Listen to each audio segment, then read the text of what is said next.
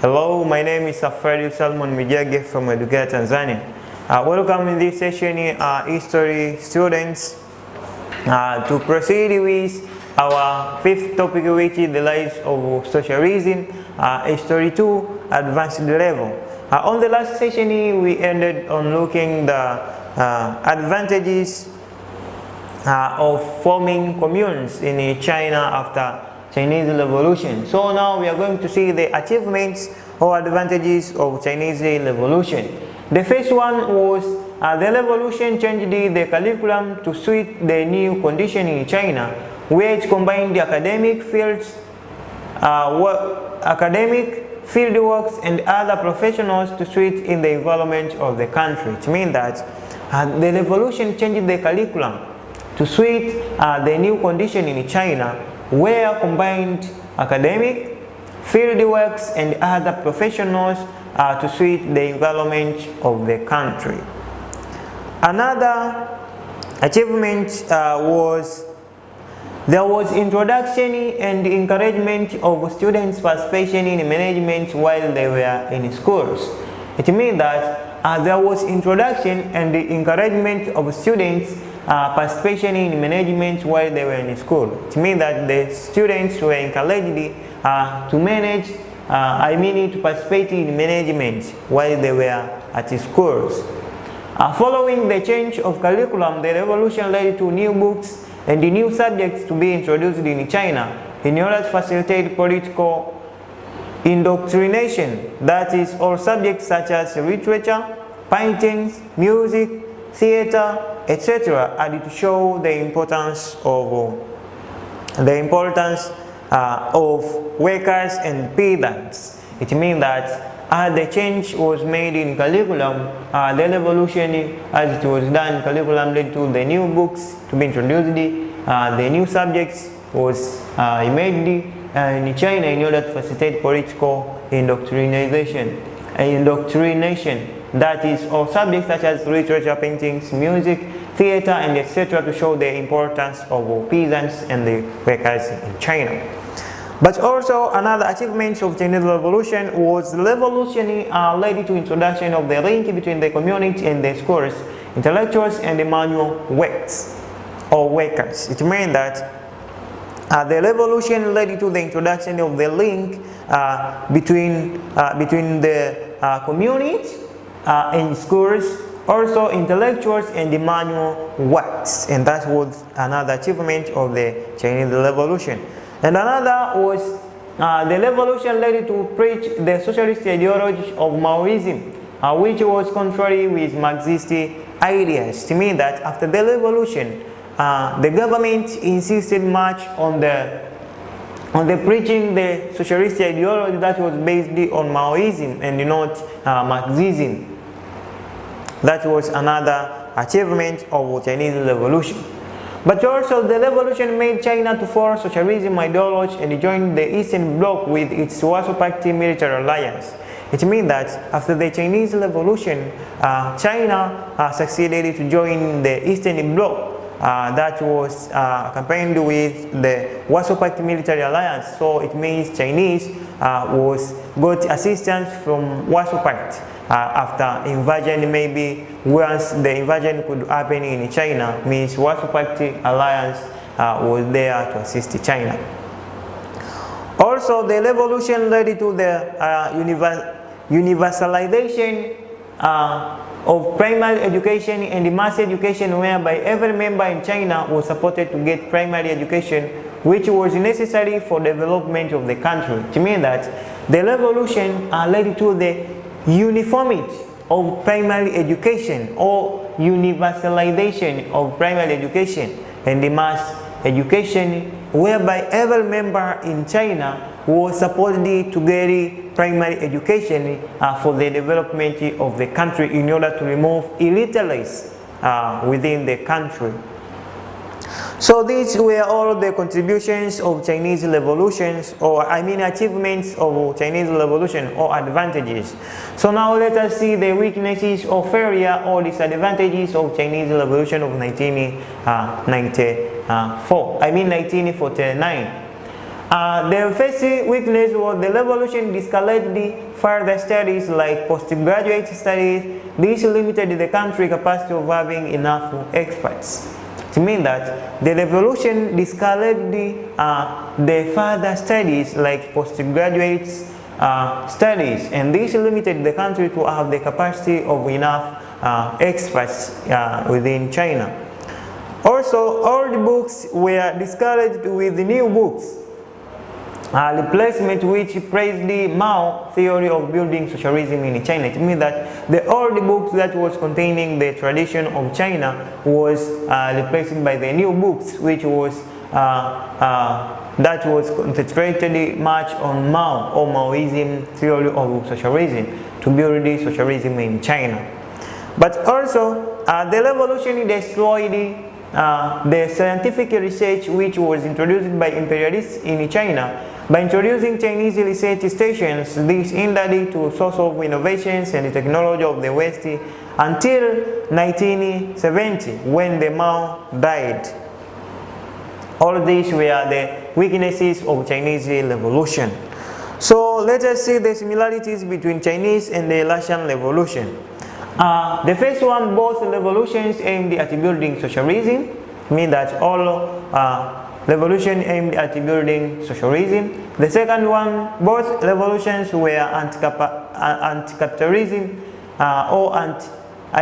both revolutions were anti-capitalism or capitalist, anti-colonialism and anti-imperialism. It means that both revolutions, Chinese and the Russian revolutions, were anti-capitalism, anti-colonialism and anti-imperialism.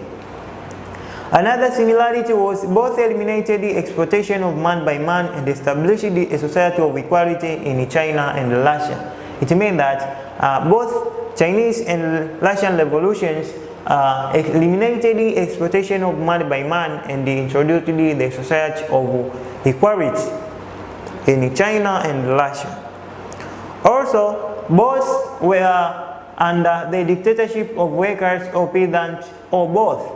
It means that both China and Russia were under the dictatorship of the workers or peasants or both.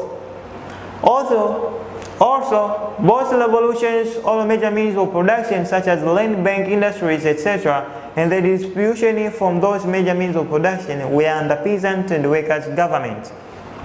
It means that both revolutions, you can see that all major means of productions such as land, banks, industries, and etc., as well as the distribution from those major means of production were under the control of peasants and the workers' government. Let us see the China-Soviet relations. The China-Soviet relations. Prior to and during the Chinese Revolution, and even immediate after 1949 Chinese Revolution, there was good relation between Russia or USSR and China. But later, the conflicts between China and USSR started in the late of 1950 and early of 1960 due to the ideological difference and the misunderstanding due to the Chinese Marxist cultural revolutions. It means that prior to and during the Chinese Revolution and even immediate after the Chinese Revolution of 1949, it means there was the good relationship between China and the USSR or USSR. But later the conflict between China and the USSR started in the late of 1950 and in the early of 1960. Due to the ideological difference and the misunderstandings due to the Chinese Marxist cultural revolutions. As you can see that the Chinese were insisting on Maoism and the Russian or the USSR insisting on Marxism ideology, and that was the beginning of enmity or misunderstanding between China and the USSR. What were the causes of misunderstanding between China and Russia between 1960 to 1970? The first factor was China accused the USSR of giving her aid during the revolution, but the aid was not based on mutual interest. Rather than the aid was meant to turn China into a future satellite of Russia, which would make China to lose her position as independent nation in world international relations. It means that China accused the USSR of giving her aid during the revolution, but was not intended as a mutual interest. Rather than the aid was provided to China as to turn China into the future satellite of USSR or Russia, which would make China to lose a position of having the independent government in their own. Also, the second one, when in 1956 Russia announced a peaceful coexistence policy with the two West at the 20th Congress led by President Khrushchev of Russia, China condemned that policy of Marxists to dissolve the disputes with the enemy rather than fighting with them. It means that after Russia to accept the coexistence policy of West at the 20th Congress led by the President Khrushchev, or Khrushchev of Russia, China condemned that policy as Marxist to dissolve the disputes with the enemy rather than fighting those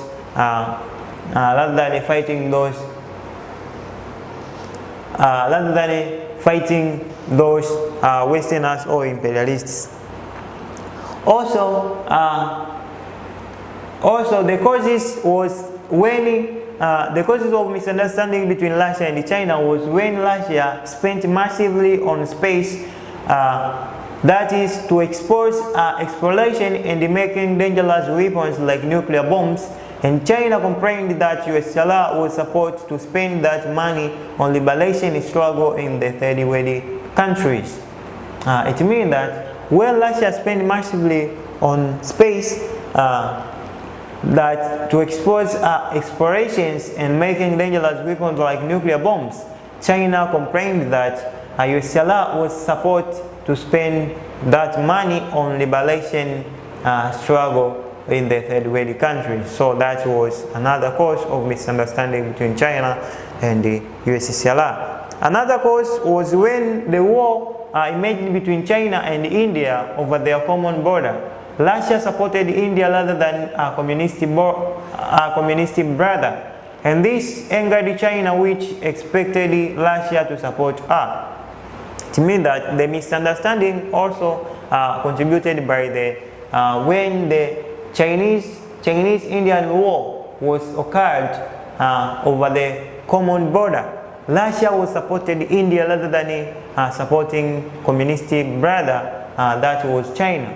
And this angered China due to the support of USSR to India, and that made the misunderstanding between China and the USSR.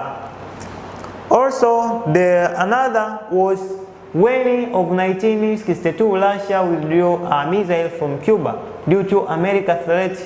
China tempered it as. It means that when in 1962 Russia withdrew missiles from Cuba due to America's threats, China tempered it as a coward and nicknamed as Toothless Dragon. It means that the withdrawal of Cuban missiles by USSR by the USSR in 1962,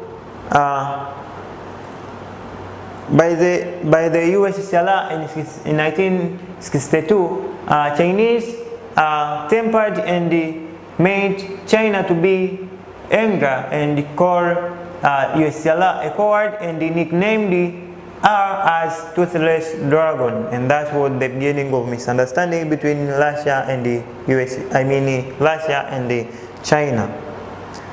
Also, Russia accused China for following China was trying to replace Marxism with Maoism in building socialism in China. Also, Russia accused China for the following. China was trying to replace Marxist ideology with Maoism ideology in building socialism in China. And that contributed to the misunderstanding between China and Russia. Also, Russia complained that Mao carried the revolution by using peasants only in the rural areas rather than working class in the towns as Marxist thoughts did or suggests. It means that also Russia accused or complained Mao Zedong that he used or he carried the revolution by using the peasants only without involving the workers in the town. And those peasants, revolution was made on the rural areas and spread to the towns, which was contrary to the Marxist thoughts or ideology. Something which you have to note. However, to Mao, this was necessary because the working class was small and the peasants were the majority who organized under Mao to make the Chinese Revolution in 1949.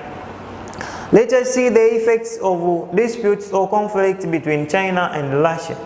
The first one, the conflict decided that communist world leaving the big scar on Marxist ideology because other nations were supported by Russia and the other was supported by China, who has the same ideology of socialism.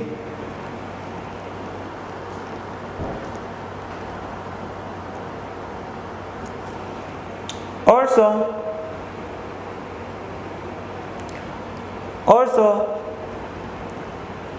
the conflict weakened the communist support to liberation in the third world countries because China and Russia supported different sides of the same struggle taking place in one country. For example, in Angola, Russia supported the MPLA while China supported the FNLA. So you can see that the misunderstandings, the conflicts weakened the communist support to liberation in the third world countries. As you can see that the same Union of Soviet Socialist Republic, we are supporting the same African countries in the liberation process, and that made the liberation to be a failure in Africa. Also, the conflict narrowed the chances of success of the world communist revolution following Marxist ideas. I mean, the conflict narrowed the chance of success of the world communist revolution in USA, and China established the special investment zone for investment with the West, and China established the joint venture with the West. And that was the effect of misunderstanding between the USSR and China. The revolution of China was against the old feudalism, which was under the feudal dynasty. Japanese and Western colonialists in China dashed the unemployment, but also these colonies were depending on capitalists to development economically. So the environment hindered the contraction of socialism not only in Europe but also in colonized areas like Africa. Also, creation and adoption of welfare states. Capitalist states, many states in Europe provided basic needs to workers and the unemployed. For example, provision of food, education, unemployment benefits, free social services. All this avoided the adoption of socialism in the capitalist world. It means that the creation and the adoption of welfare states. Many states in Europe provided basic needs to the workers and unemployed. E.g., provision of food, education, unemployment benefits, free social services. All these avoided the adoption of socialism in the capitalist world. Also, introduction of collective bargaining. When this was introduced in Western Europe, employees allowed the workers to gather on the prices, salary to be given to workers for the works they offer or do per month or week. Also, employees were to sit together with the capitalists on how to improve the making condition in their working environment, and this hindered the construction of socialism in the capitalist world. Also, the effects of misunderstanding between USSR and Russia was introduction of liberal democracy, and these democracies made people, especially workers, to be free to do what they liked or wanted, provided that they were within the law boundary. For example, people were free to join trade unions, to choose their leaders and their representatives in their comments. This contributed in the socialist revolution in the socialist world. It means that the democracy or liberal democracy was introduced in some parts of communist areas like in China. Also, propaganda of Europe with the ideology of capitalism against socialism and communism. This Western capitalist nation in Europe used a lot of propaganda to make sure that socialism should not be established in the capitalist world. For example, the capitalist world associated with socialism are the highest stage of socialism. Also, USA aids to Western Europe in order to suppress the spread of communism and socialism. Therefore, the aid provided by USA in the Western countries enabled Western Europe countries to follow and consolidate themselves under capitalism, whereby leaders in those nations used a lot of mechanism to avoid socialism revolution in Western Europe, so as Western Europe or countries should continue getting or attracting aid from USA and the other assistance from United States of America. And these were another effects of misunderstanding between USSR and China. Also, the political revolutions in Western Europe. Many Western European countries like France in 1789, Britain of 1649 to 48, in 1648 to 1688 undergo political revolution, and this revolution abolished the autocratic rule, not automatic. This is autocratic rule. Autocratic rule. It means those revolutions ended the autocratic rule and the feudalism which oppressed the majority in the country. Also, the revolution which led to the rise of capitalism in those nations led to improvement of conditions of peasants and other people in those nations, including workers. So we have done concerning with Chinese revolution. So I would like to give you the question which you have to perform, dear students, which is the only one question. Explain the causes of misunderstanding